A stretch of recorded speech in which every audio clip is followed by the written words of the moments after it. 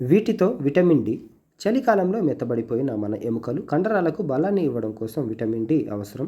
మిగతా రోజుల కన్నా చలికాలంలో విటమిన్ డి లోపం అధికంగా ఉంటుందని పలువురు వైద్య నిపుణులు అభిప్రాయపడుతున్నారు. ఆ లోపాన్ని అధిగమించే ముఖ్యమైన ఆహార పదార్థాలను వివరిస్తున్నారు. చలికాలంలో చేపలు తినడం వల్ల శరీరానికి కావలసిన ఒమేగా 3 ఫ్యాటీ యాసిడ్స్, ప్రోటీన్ పుష్కలంగా అందుతాయి.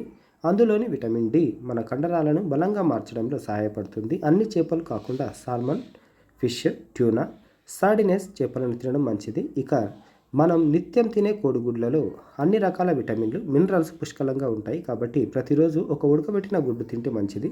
శాకాహారులైతే రోజుకొక నారింజ పండును తినడం వల్ల అందులోని విటమిన్ సితో పాటు విటమిన్ డి శరీరంలో రోగనిరోధక శక్తిని పెంచుతాయి. పుట్టగొడుగుల్లో విటమిన్ బితో పాటు విటమిన్ డి పుష్కలంగా ఉంటుంది.